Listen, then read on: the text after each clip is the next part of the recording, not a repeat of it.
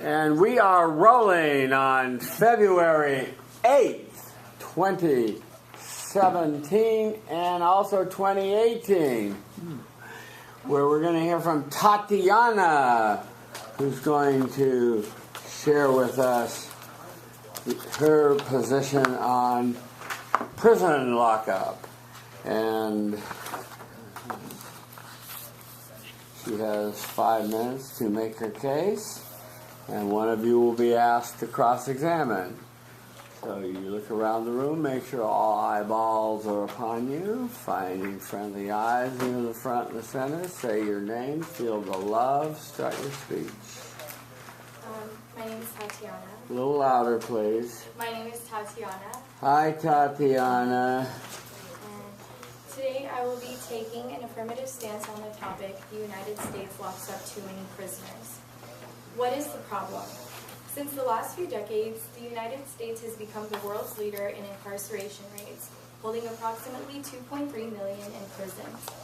However, during this period, violent crime rates have fallen by 51% since their peak in 1991. Instead, this rise of incarceration is a result of non-violent crimes related to drug possession, as 49.5% of the federal prison population includes inmates convicted with drug-related offenses. Our justice system has clearly failed, as a decrease in crime should lead to a decrease in incarceration. The cost of the prison system is also rising substantially. According to the U.S. Department of Corrections in July 2016, while spending on corrections has increased by 89% since 1990, spending on higher education has decreased significantly. But how big is the problem? The nation's prison population has experienced a 500% increase over the last 40 years. According to Trends of U.S. Corrections in 2017, with regards to race, 1 in 3 African American men have a likelihood of lifetime imprisonment. Mass incarceration has also raised the American poverty rate by an estimated 20%. Why do we have the problem? Attorney General Jeff Sessions and many other prosecutors use 3 strikes, mandatory minimum, and truth in sentencing laws to charge nonviolent criminals with lengthy prison sentences. However, studies of these laws suggest that increasing these sentences by 10% only cut crime by 1%. Recidivism also plays a crucial role in the increase of incarceration and is largely due to the lack of resources available to ex-convicts as they re-enter society. Within 3 years of release, 67.8% of released prisoners are rearrested. According to Alternative Solutions for Prison Overcrowding in California article, March 2015, the U.S. Supreme Court ruled in their 2011 decision of Brown v. Plata that prison overcrowding deprives inmates of adequate mental health care, which potentially leads to recidivism in the future. What is the solution?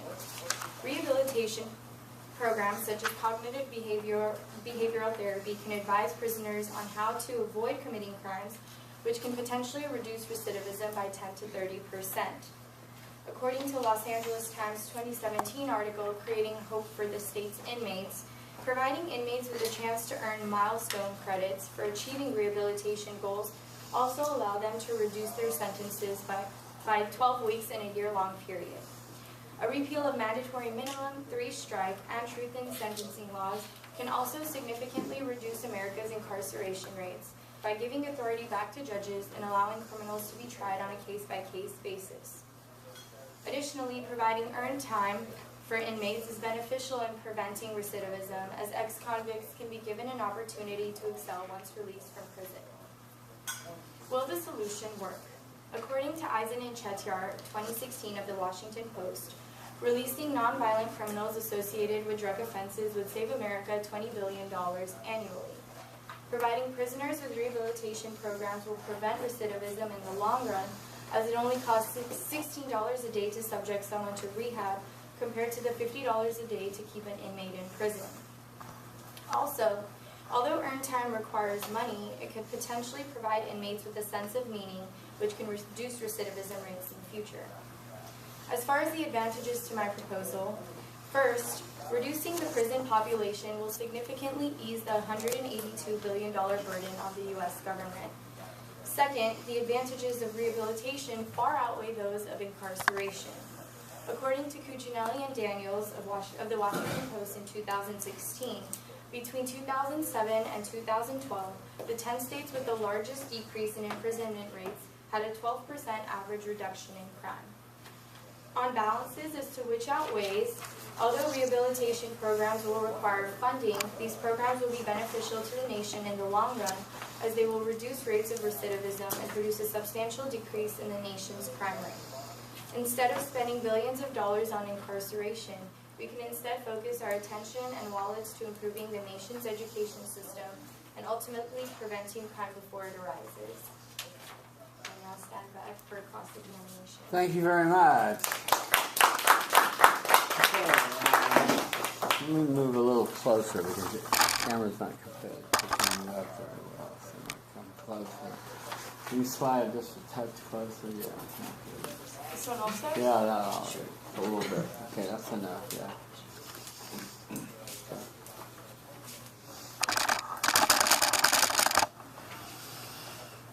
Okay, good.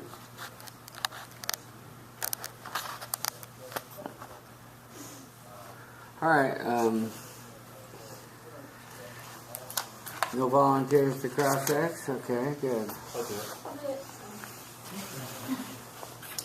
We'll go up there.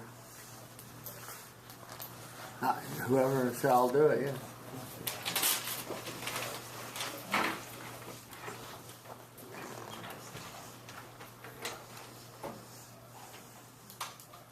Stand close so the camera can get both of you in the picture. Oh my God. Stand closer. Oh. Pretend you like each other, yeah. Okay, begin. Okay, at the beginning of your speech, you mentioned that a decrease in crime should lead to a decrease in incarceration. Couldn't it be that the high incarceration rates lead to a decrease in crime? That would be the case. However, the whole point of this is that violent crimes are going down, but we're still seeing more incarceration. And the topic is that we lock up too many prisoners.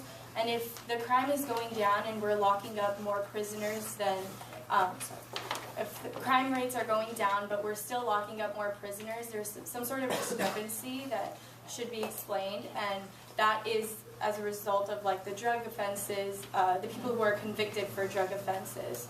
So that discrepancy itself is a problem that we do lock up too many prisoners. Even though there is less violent crime, there is more incarceration, and that just doesn't balance out. Okay. You also said that 67% of people are rearrested after being released from jail. Why are they rearrested? Is it for nonviolent offenses, or have they been convicted of? Look over here, yeah. Have they been convicted of violent crime? I didn't look into why they were rearrested, but I did find some research that 1 extra year of imprisonment adds 6 points to being rearrested or recidivism in the future. So every year of being stuck in prison does that to you. Not exactly sure as to why people are rearrested, but Okay, you also said that we should get rid of mandatory minimums and the three strikes rule, but a lot of people seem to be in favor of this. Do you think the American population would go for such a proposal? Look at me when you ask the question. I would say, because there's clearly an issue, we spend $182 billion on the prison system every year.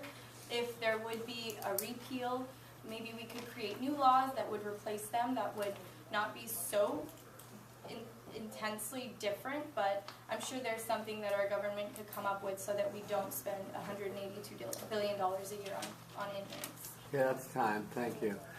Skylar, right? Yeah. Can you move down here so they can see you with your timer? Just move closer to the thing. Sit right here, yeah. And I'll move you over here. Okay, thank you very much. All right, so we'll start in the rear here. Would you like? Are you going to critique me, or should I? Yes, first starting with the students. Could you stand more in the middle of the screen? Yeah, thank you. That way. Good, okay. Stand up, say your name, and say what you like. Yes. Hello. Yes. I like the evidence that you used. I think I was on the negative stance, so hearing the evidence, that the statistics that you brought up for the affirmative side was something that I found to be insightful.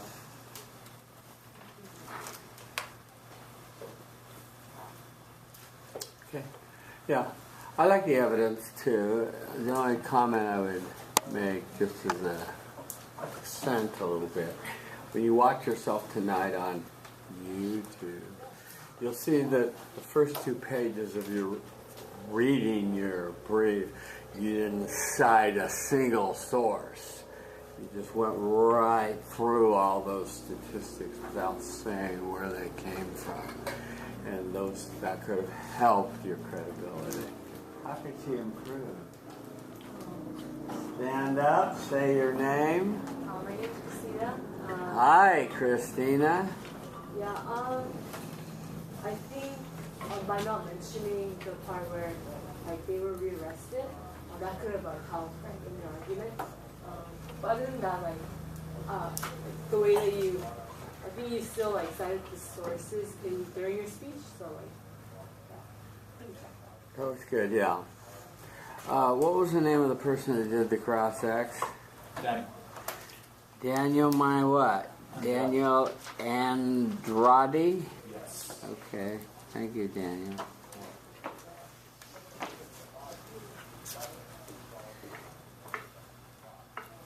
One quick comment for you, Daniel. Just try to ask more closed-ended questions so she doesn't have a chance to give such long answers, to give more favorable information to her side, right? Yeah. Well, despite your inauspicious beginning for me where you were making a lot of claims, which I've heard many times, and I believe they're true, and they were all footnoted, but as I've told you all many times, your audience can't read your footnotes. You just asserted all of these things about how many people are in the slammer and how crime's going up and down and over and around and so on and so forth, how many people in there because of drugs, blah, blah, blah, blah. And that was just all, you, Tatiana, asserting that. Okay, you're very credible, but it would have been better to have told us about your source. I liked how you organized the speech and had it timed nicely. What was the time, by the way? 4:45. 4:45, yeah, that was very well timed out, and you spaced it well, so you got to every point. I think that you got to the problem, how big is the problem, nicely. I especially like the part about the poverty and the black population, the black men in particular. I thought you could have stressed that a little more with your voice. The other thing is make your narrative stand out a little bit more, so when you're asking your question, ask it with a little more oomph. So why do we have the problem?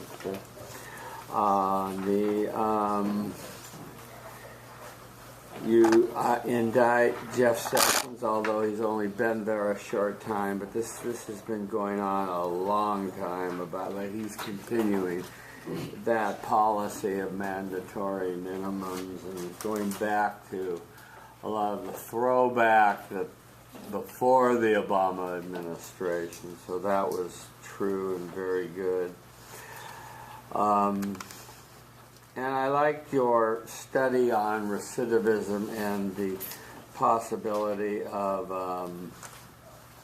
rehabilitation. Would have liked to have had a little bit more detail on the cognitive therapy behavior and how well it works, and a little better solvency on that. milestone credits, where has it been tried? Has it worked? Is it really viable? Can we generalize it nationwide? Would be good to know. Your solvency for the solution will work was mainly, it'll save us money, and that's for sure. Whether it will work or not and not increase crime is something we'll have to see, isn't it? Maybe it will, maybe it won't. I thought your on balance was well done. So overall, a good job, just with the exception of the first part. You did get to reading more of your sources as you progressed in your brief, but you just ignored them in the beginning. So Tatiana, very nice job. Thank you. Okay. So let's go to, I'll just call on somebody unless there's you're volunteering. Okay, go for it. Free country.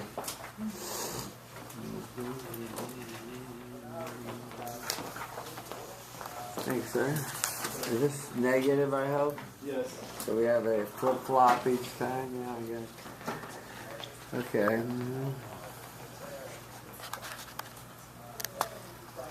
Stand over that way. Yeah.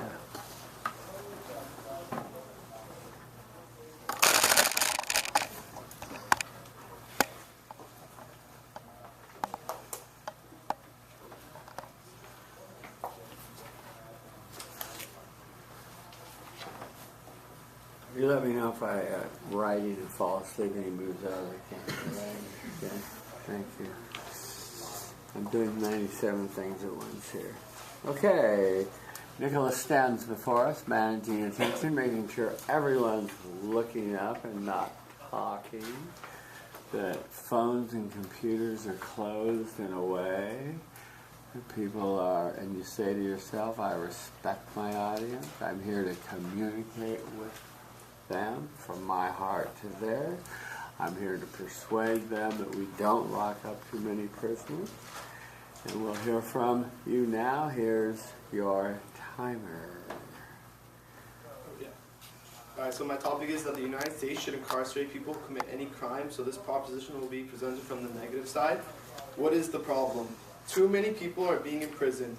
About every 700 of 100,000 people are behind bars. That's 1 in every 150 people. And the U.S. holds the highest incarceration rate in the world.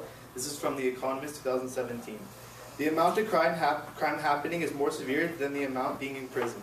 Violent crime has continued to rise. From 2016 to 2017, violent crime went up 4.1% and rose another 3.9% from 2017 to 2018 from the New York Times 2017. The shortening of prison sentences of serious and violent crimes. An example of a serious crime conviction that should have been longer but cut short was Brock Turner's case. California law states that those who commit rape belong in jail for 3 to 8 years, depending on the circumstances. Brock Turner received 3 months. This shows very little precedent and due diligence to the cause. Also demonstrates how the legal system is not showing its strictness. This is from the LA Times 2016. How big is the problem?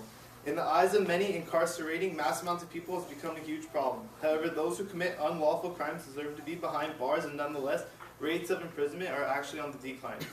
Imprisonment rates have gone down 13% in the last 10 years, as well as other correctional controls such as community service, which is down 17%, coming from the Pew Charitable Trust 2017. A quote straight from the Brennan Center for Justice article 2017 states, California recently achieved 2 noteworthy milestones. The state's prison population declined below the federal court order population cap a year ahead of schedule, while the jail population has declined since November 2014. Both developments signaled a shifting tide away from mass incarceration in the state. So what does this mean? It's California's statistics state that 17% decline of prisoners from November 2014 to December 2015. This coming from the most incarcerated state in the United States. If a serious crime is committed to ensure safety and justice for the acts, no matter how crowded prisons are, they deserve to be put away for their appropriate prison time. Why do we have the problem? Economic inconsistencies, unemployment, and lack of money programs lead to people being forced to commit crimes. In January 2016, the U.S. Bureau of Labor Statistics estimated that 7.9 million people, 5% of the total workforce, were unemployed. In the same article, people have stopped looking for conventional jobs and have found crime to be an easier source of income. What is the solution? Mandatory minimum sentencing for all offenders regardless of the crime. In one example, the law states that third-time offenders should face a minimum of 15 years in prison for their actions committed against the law, which prevents dozens of, if not hundreds, more from being his victims. Fox News article, 2017. Minimum sentencing forces a stigma on people to not infiltrate themselves with criminal activity. It will spark the sensation of fear and imprisonment. It will create jobs for people in law enforcement and will help its value skyrocket. Private correctional facilities are a $4.8 billion industry, which profits of $628 million in 2015 alone. This also forces jobs to be created in the prisons and requires the use of extra paid guard. With prison numbers so high, most employees will be needed. It creates programs and activities within the jail to ensure that prior to their release, they will not harm society. As of March 2015, LA County Jail stated in-house programs to ensure inmates will not go back to prison. The in-house programs offer the inmates to receive behavioral classes to practice their decision-making and societal skills. This is from the LA Times 2015. Will the solution work? If prisons continue to put away for the correct crimes and sentencing, rates will drop. We must continue to fund our jails. Tax dollars going towards jails should benefit the people inside and out.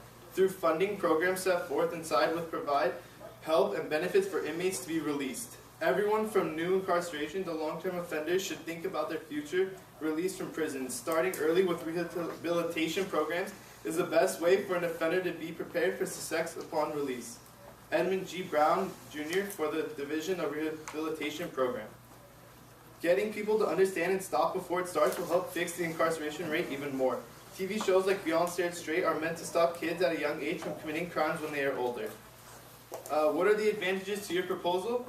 Preventing crime will help keep our streets clean. The longer the sentencing, the longer the criminals aren't filling our streets. To make sure that people who commit serious and violent crimes are sentenced of proper punishment. As well as watch and learn. As long as they are imprisoned people for their mistakes, others will not make the same mistake. On balance, what outweighs? Making sure that offenders are put behind bars will set an example for themselves and those who might think twice about committing. The money and funding may be tough. Locking up people will be much more beneficial though. I now stand open. I now stand open to being cross-examined. Cross-examination. You'd like to do it? What's your last name? Raja? What? R-A-J-A. Roger. Yeah.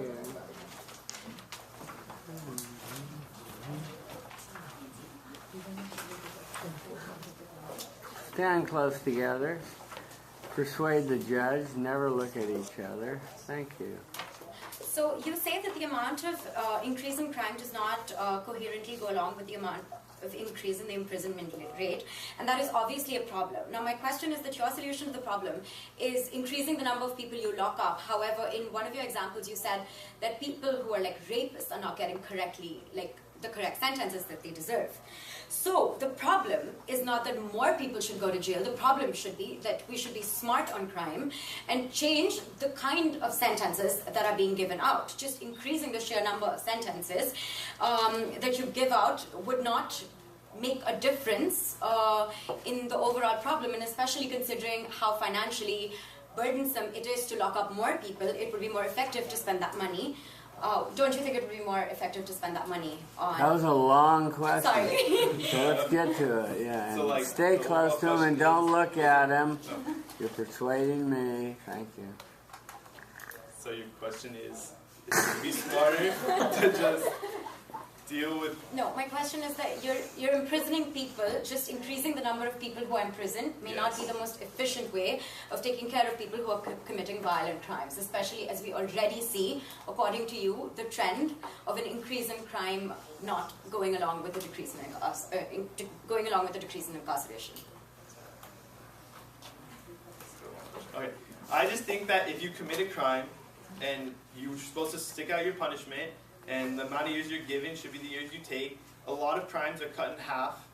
And I just think that no matter the amount of people being in prison, that no matter what your thing is, I'm just saying that if it's a violent crime and they're cutting it short, it doesn't set a good precedent for the rest.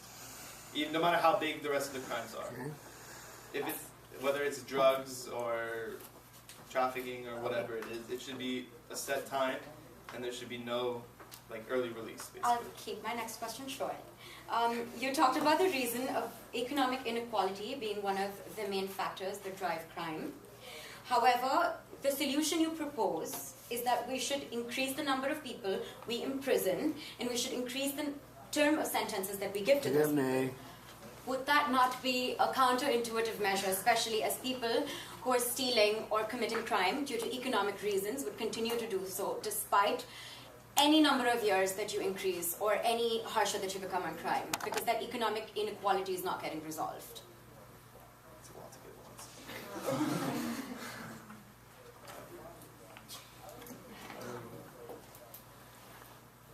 What's your time, ma'am? Well, yell it out so we know. Time! She was talking when it was okay. Okay, just say time. Be more aggressive as a timekeeper. Okay, thank you. Okay, your time's up. Oh yeah, sit down. Yeah, you know, it was kind of hard to understand her questions. I understand that. They were sort of long speeches and then tacked a question onto the end. But, you know, on the last one, for example, you could say it was beyond the scope of my resolution to solve all of society's problems. I'm just making society safe. You know, and at least I know the most violent predators are going to be off the street. So, right? Yeah.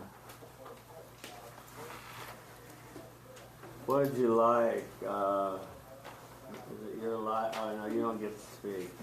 Just in the process. What did you like? Hi, I'm Ryan. Hi, Ryan. I like that you address the social determinants of crime. I thought that's a really important big argument. Okay. Improvement? Maybe. Hi, I'm Rachel. Hi, Rachel. Hi. I think you could get a bigger effect if you explain like how successful like the in-house programs are, just to kind of like really drive it in there. Yeah. Nicholas,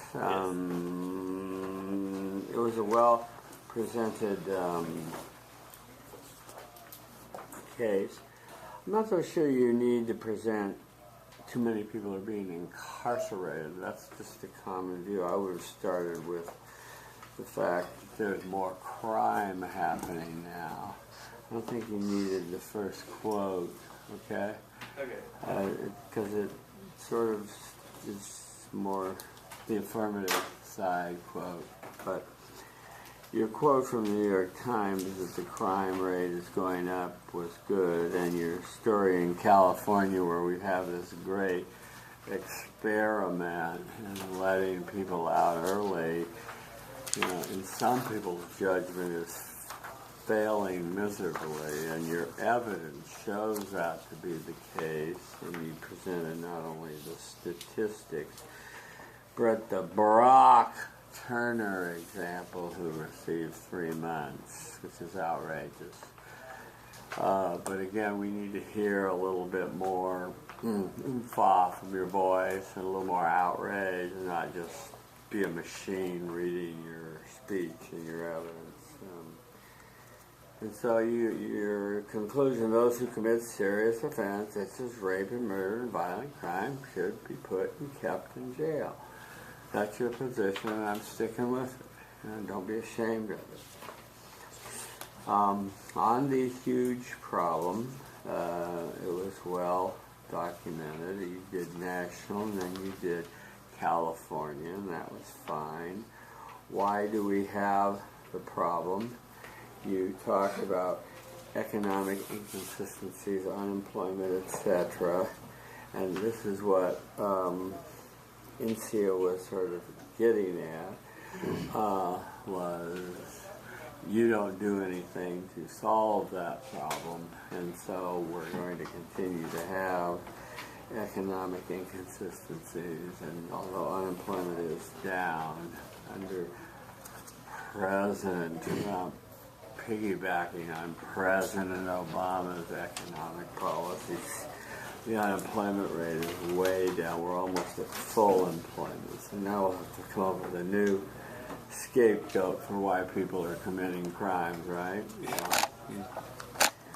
On your solution, the mandatory minimum elimination was good. Yeah. And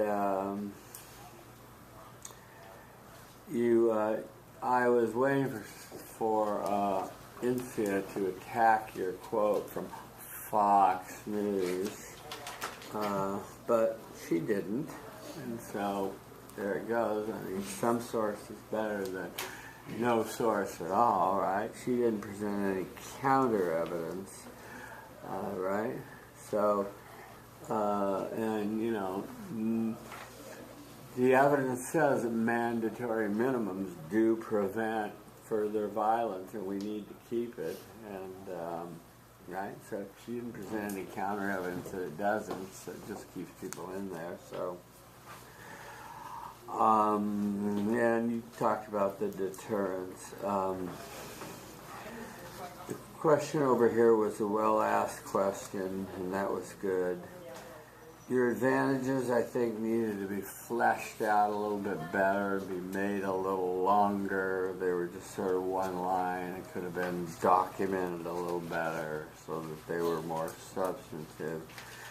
Your on balance was well done, but a little short, so that could have been better. You did my other beef with your presentation of your statistics is you did it at the end of your quote and not at the beginning.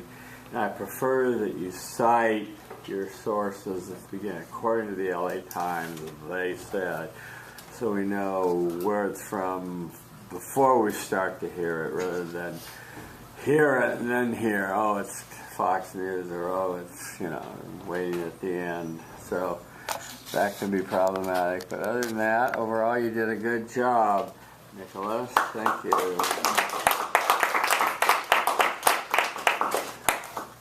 Okay, next. Free country. I see your hand go. Okay.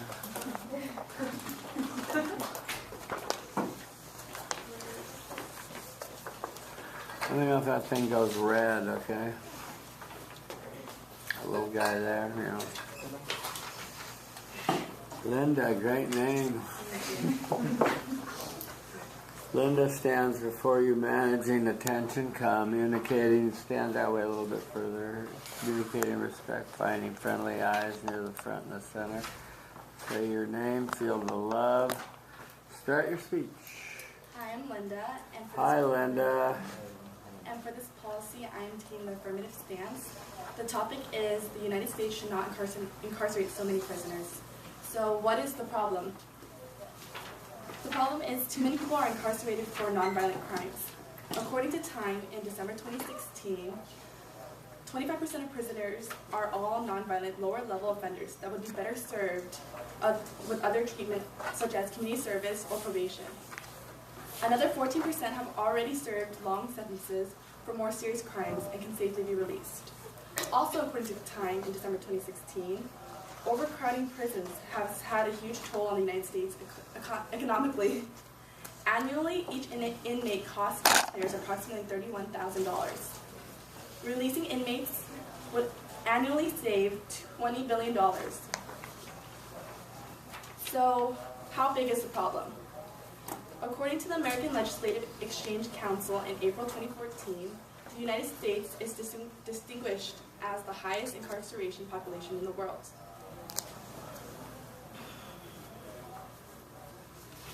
So why do we have the problem? Part of the problem is due to mandatory minimum sentencing laws, which requires binding prison terms in a length to people who convicted a certain amount of crime. These mainly apply to drug offenders.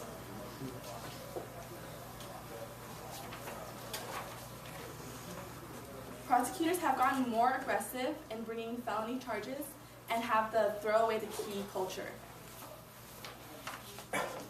According to the New York Times in February 2015, due to the war on drugs getting out of hand, many people without violent offenses have ended up in jail.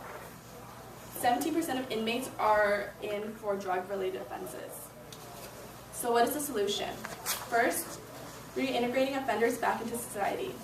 Prisoners need to work hard on skills so they ensure that they do not get sent back to prison.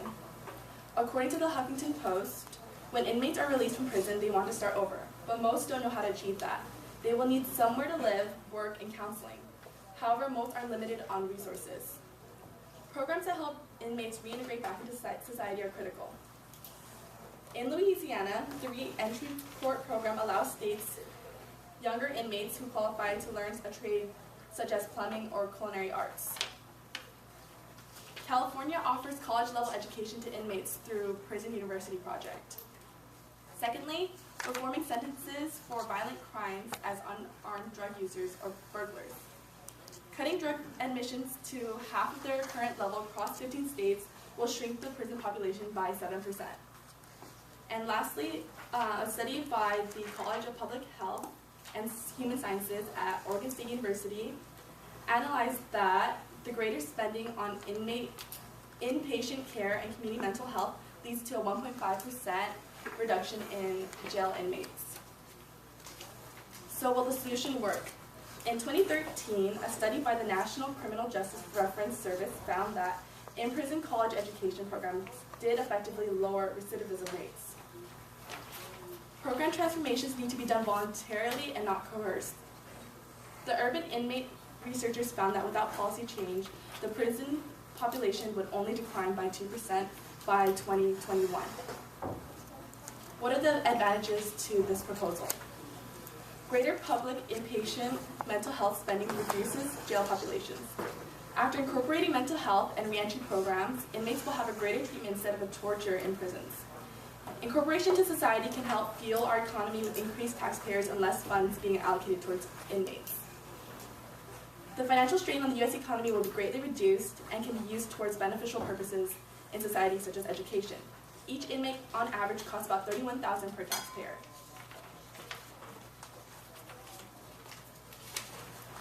On balances, which outweighs, by reforming our policy of minimum sentencing laws, people with nonviolent offenses can be kept out of prison and be put in community service for more beneficial uses of their time to society. They will also be given the chance to change the direction of their life over a small mistake. I now stand open to cross-examination. What was the time? 4:38. 4:38. Thank you. Okay. I'll do it. Go ahead. Do it quickly. What's your name, Mr. Staff? Armand. Armand Hammer. What's your last name? Keosian. What? Keosian, K-E-O. K-E-O. There you go. Okay, good. Got it. Go. Okay. In the beginning of your brief, you stated that too many people are being incarcerated for nonviolent crimes, and that most of these offenders have previously faced longer sentences for more serious crimes, so it's okay for their release. Why is it okay that those prisoners are released just because they've been in prison for that long? Because most of them are at an older age where they are not as harmful to society anymore, so keeping them in prison and paying them for them to stay there is a waste of money. Okay. And you talked about a couple programs. You talked about one Louisiana program that had to do with culinary arts, and then another one in California. Do you have any data of those programs working or being effective? Yes, I did state that in college education in prisons does lower recidivism rates. And for the Louisiana Culinary Arts, it actually stated that it hasn't had enough data to prove if it works or not. Okay. All right, thank you. Thank you. What was your name? Armand? Armand Hammer. Yes, Keosian, again, K-E-O. Got it. Okay, thank you, Armand. Just a quick thing. I thought your first question was your best question. Well done. Very penetrating. Thank you. Okay. Linda, glad you skipped the definitions. It was a well-done brief, and you clearly articulated the problem with good evidence. You talked about why we have the problem, and you isolated the drug tests and not giving denying requests to give DNA tests. Probably should have been emphasized a little bit more, but that was a good one too. Your solution to reduce overcrowding, you talked about openly about the trade-off with skills and so forth. And reintegrating offenders back into society, I thought was good and well put. You talked about the Louisiana reentry program, that was good. And California offering college courses, it's good, yeah. Will the solution work? The New York Times says that it will. That's all I needed to hear. Remember to say the date more vividly. The New York Times in 2017, whatever the date was. It's good. Yeah. And you made the case. I just like a little more passion in your voice, but it was well done. Your advantages, unlike the last person's advantages, were well documented. They were well thought out. You had an A, a B, and a C, and you had a subpoint, and you documented your advantages, and I appreciate that. So that was good. Overall, I think on balance, you did a good job, and you made your case for locking up too many prisoners. Thank you.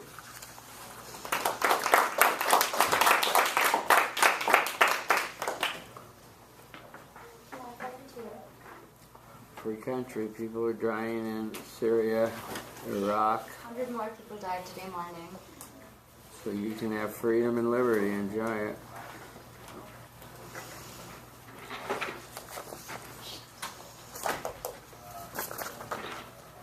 I called on her next. Oh. That's okay. You'll be next. All these aggressive students are pushing you out of the way, so we'll have to get you up next. Remember to stay in the power stance, feet wider than your shoulders the whole time. Yeah, thank you. Okay.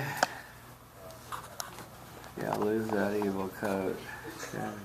Thank you. Okay. Okay, begin. Should I start? Yeah. And can I hear them orally? 4, 3, 2, 1. Oh, you want me to say that? You say it aloud. Okay. Yeah. Thank you. Good afternoon, everyone. I stand affirmative in the case that America should not incarcerate so many people. Incarceration is not cheap, and the funding for maintaining the prison system falls on the American taxpayers as the publicly traded corporations turn profits.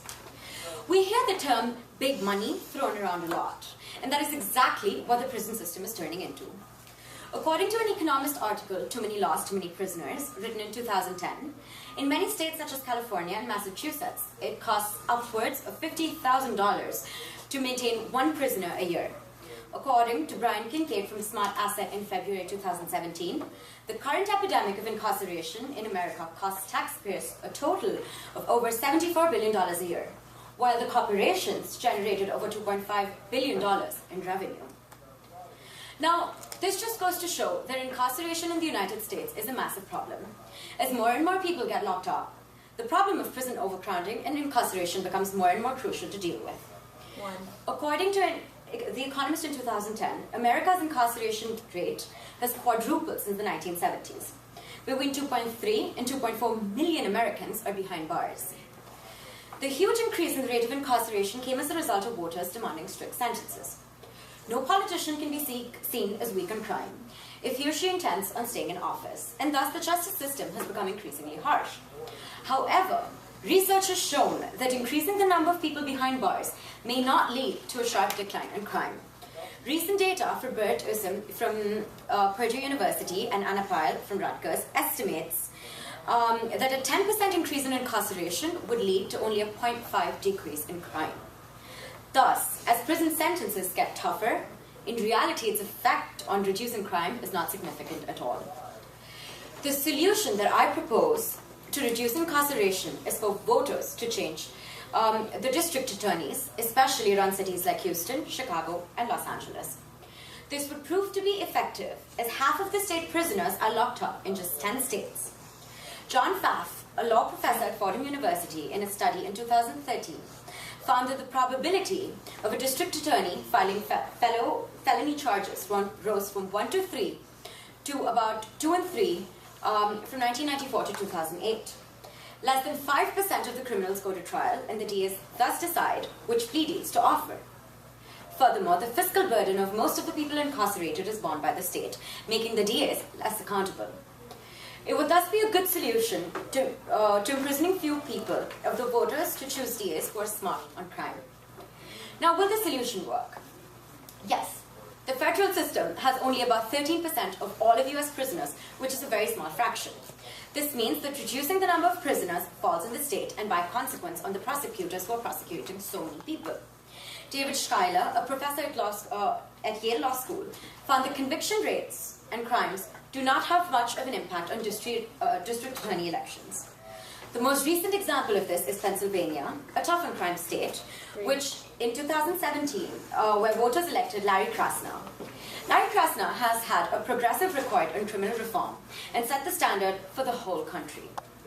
This goes to show that voters can make a difference. And yes, in the 1970s, voters did vote to go tougher on crime. However, this research just shows that even in states such as Pennsylvania, which have been tough on crime, voters can become attuned to the realities of the situation, which is that we're imprisoning too many people. The advantages of locking up fewer prisoners will not only be saving a lot of taxpayer money, but also reducing burden on the state, as well as leading to a more productive economy by seeking to make people productive members of the society rather than locking them up. Ultimately, on balance, it is imperative that the United States reduce the number of people it imprisons, especially as studies have shown that higher incarceration does not lead to a significant fall in crime. And an effective way of doing it is by voting in more progressive district attorneys. On balance, if done the right way, it would have a hugely positive impact on American society as a whole. Thus, I believe that the resolution is true and that the United States should incarcerate fewer prisoners, as it is currently incarcerating too many prisoners. Thank you. I now stand open to cross-examination. Thank you very much, Intia.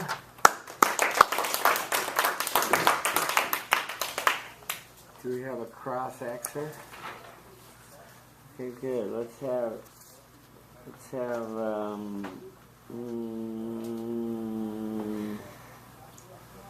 Alexandra cross-exer. I already did one. Oh, you did? Yeah, Oh, last week. praise the Lord. Okay, let's have Joshua do one. Just going up the list.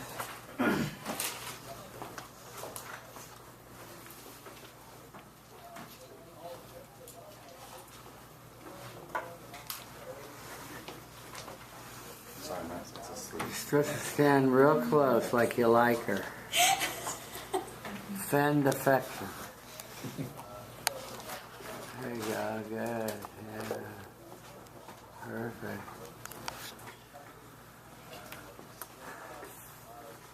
Phil? Okay, so your solution from what I recall, this is just asking you to confirm, is you're asking the voters to change their district attorneys, is that correct? That is correct. And do you believe then that that the public has been choosing the wrong district attorney for the past few years, for decades? Hundreds of years, yes. And so then are you then saying that the problem lies within our legal system or the society as a whole? Both.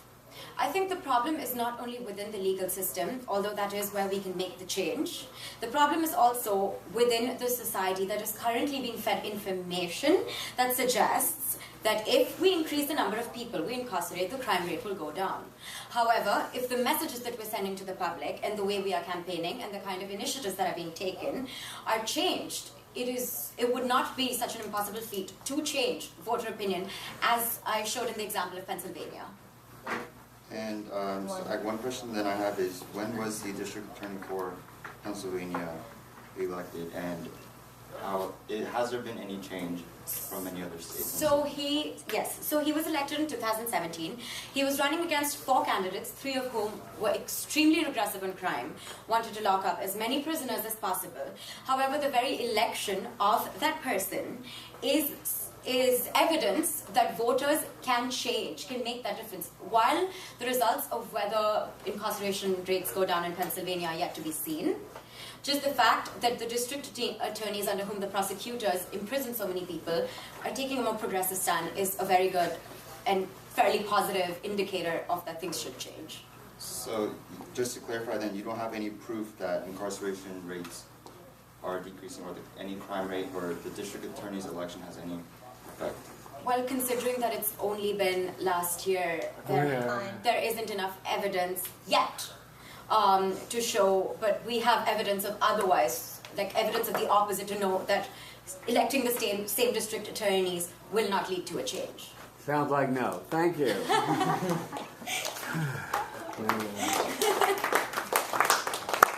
Okay, and Sarah, you're a very good speaker. I like your voice and your poise. I would like you to follow the prompt exactly as I give it, instead of following your own prompt. Okay? I give it for a reason, because I want all those things covered, and you didn't cover them. So I won't belabor that. I'll just ask you that you have the 9 questions next time for your final brief in that format, and not claim, and so forth, claim, with your 4 claims. Yeah. Well, you had a novel case, and I appreciate the unique thinking that you presented here. And you presented evidence that we were locking up a lot of people, and that it's costing us a lot of money, and hardly any debate about that. As to why, you said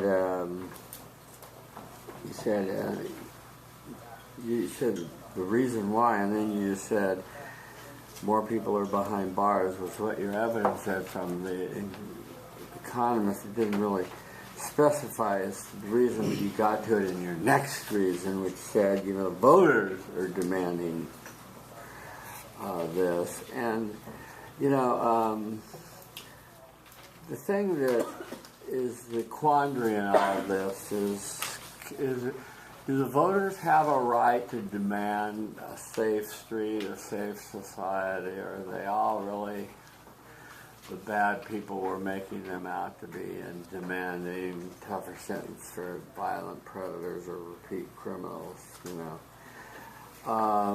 You point out that, your Bert Ursum from Purdue, the 10% increase in incarceration only leads to a 5% decrease in crime.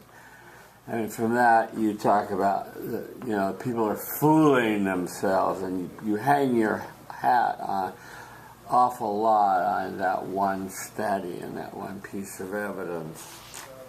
So, on the solution about the changing the district attorney,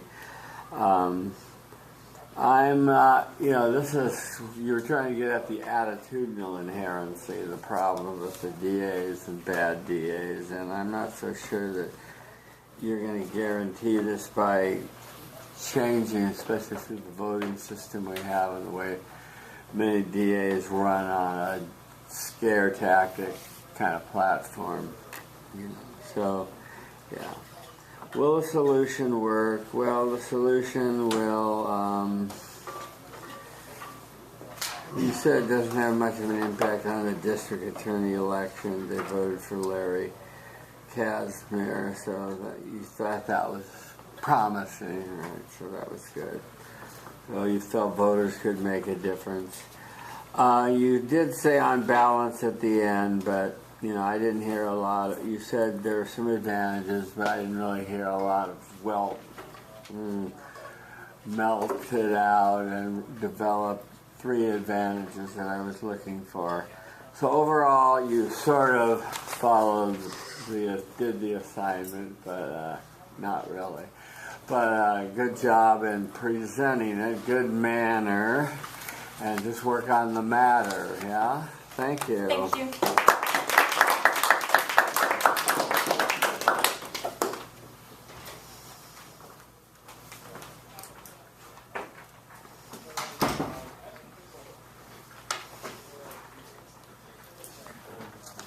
Okay, do we have a new, oh yeah, it's your turn, yeah. I'm not gonna let anyone stomp on your rights. Yeah. Oh, you're a star, huh? Yeah. Everybody is a star. Okay. You're a star, yeah. Yes, but you know something? If I could go after her. Free country, but I'm looking like we're going to take a 2-minute break because it looks like I have to change the. I don't think we have enough time to finish here. It looks like the camera's going to go down in flames in a minute. So everyone stand up and take a 2-minute refresher while I change the camera. Can you turn around, please? Last week I told you I wasn't going to be here next week. No. I just wanted to make sure that I went today because I wasn't going to be here next week. Yeah. What's up? Do you know where the Xerox machine is? This building? Yeah. No, I don't. Oh, okay. I'll do it myself. I know where it is. Can you gotta run? Because I don't think I have enough copies of the midterm. So I want you to run. You gotta run it. You gotta use it. You did. You need, well, I'll walk over there.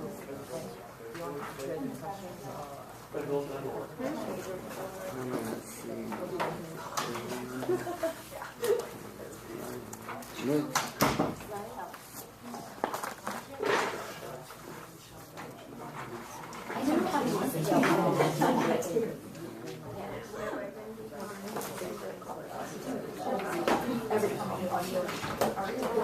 Sorry about that.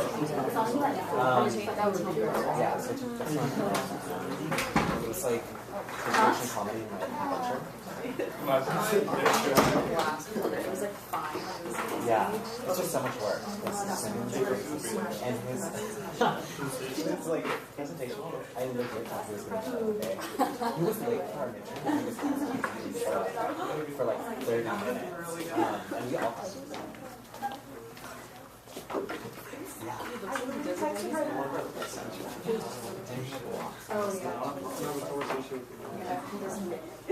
No.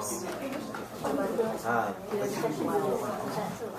my gosh. Yeah. Actually, I like the past. I like the content. Yeah. The work was too much. But I hear all the students classes are like that. They're easy. Yeah. I was like, she says, I'm a psych person. Psych person? Yeah. Psych classes are easy. Yeah, it's really easy. There's a discussion, but like you go to one field and like you literally take an hour to do it. I took this class last week. Well,